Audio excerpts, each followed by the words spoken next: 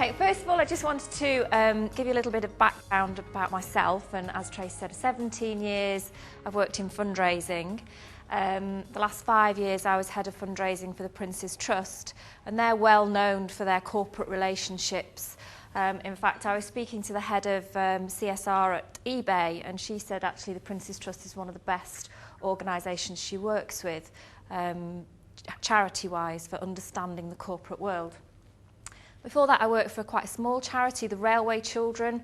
I think when I started working for them, their income was £80,000 a year. They're more like 3 million now. And I'll share some case studies with you from that small charity, working with corporates, and what a difference it made to both organisations. And my life before the charity world, I did actually work in the corporate world. I worked with St Ivel. I was their first female logistics graduate trainee.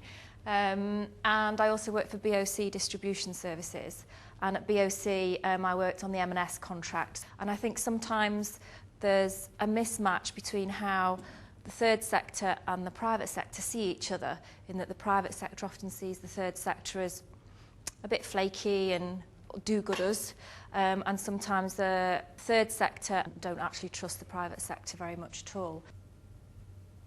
This guy, Malcolm Baker, has his own website, which is all about CSR. He's an American, but he lectures quite broadly on CSR. And it's about business processes to produce an overall positive impact on society. So it's not just working with charities. And I was talking to somebody before, and they were saying, it's about the environmental impact as well. And certainly for me, the broader context and where CSR came from originally was this sustainability, environmental impact, carbon footprint, that sort of thing. But it's also about your employees and the broader community.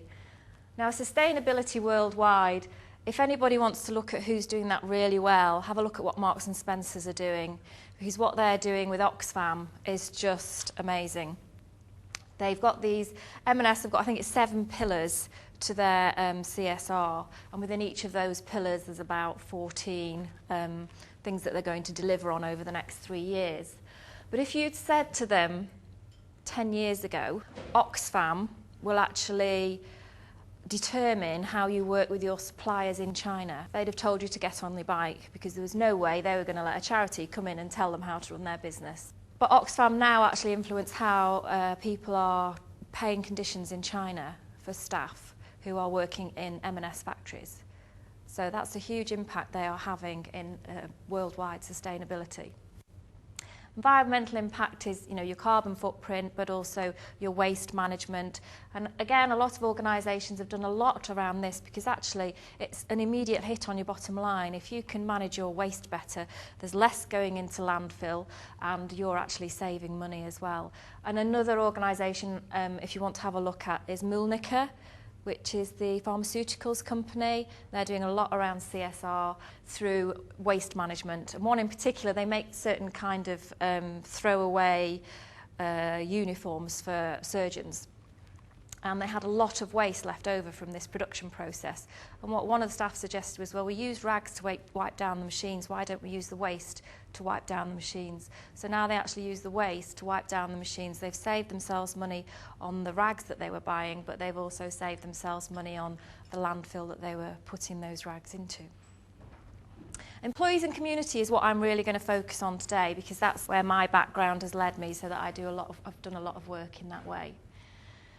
And for a lot of people, CSR, working with charities and not-profits, is big society. The current government have coined that phrase, and love it or loathe it, it's here to stay. And I think big society's been around for a long time, but they've just given it this particular name. I would say, don't let the fact that it's called big society put you off getting involved with it. Digging a garden, that's a great team building exercise if you actually work with a charity who wants a garden digging. And I know I've spoken to some charities who say we get somebody come in and paint a room for us, but actually we have to go in and sort it all out afterwards. You're laughing over there. Do you work for a charity? But having said that, I had a business coach who was one of the top solicitors at GE, And she, in her early days as a graduate trainee, had gone into a women's refuge as a team of 5 of them, and they'd painted hall stairs and landing. They'd had a great day doing it. It was away from the normal workplace, but she said the faces of the staff and the people who lived in that refuge when they came back stays with her to this day, 30 years later. It had a huge impact on her. So as a business, provided that's actually helping the organisation you're going into, and this is where I'm saying it needs to be a trust and a long-term thing rather than a quick hit, that actually it did make a big impact for both organisations in that case. You can run a marathon, and if you like keeping fit and it'll raise a bit of money, again, it's a great way to help charities. Regular volunteering and a donation. You know, some of you will probably already be doing this, and you know, there's nothing wrong with that, but actually CSR can, if it's embedded within an organisation, can make a lot more impact than these things. So corporate CSR, I've tried to give you a range of different sizes of organisations of who's doing what.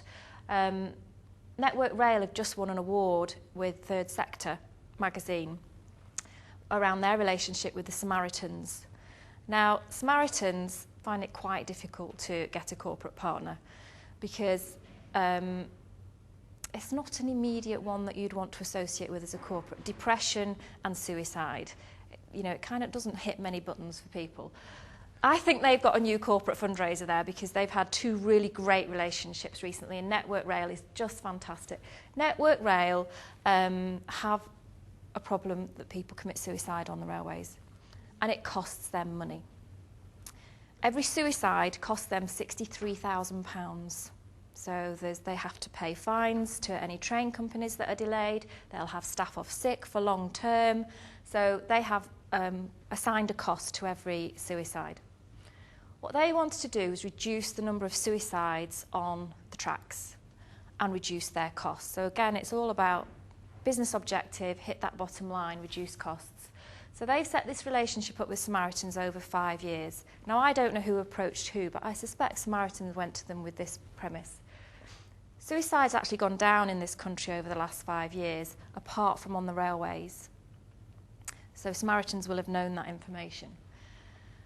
What Network Rail have agreed to do is over 5 years raise or spend £3 million with the Samaritans.